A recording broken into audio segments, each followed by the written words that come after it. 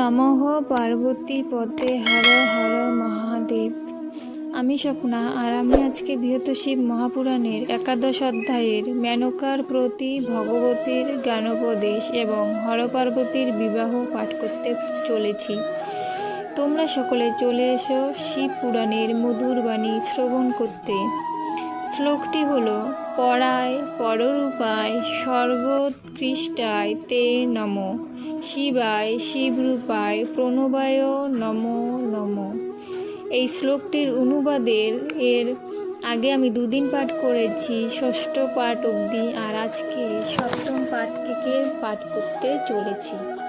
তো শ্লোকটির অনুবাদ হলো: হে মেনকে, অজ্ঞানবশত সর্বক্ষণ লোকের যথার্থ জ্ঞান জন্মে না কখন।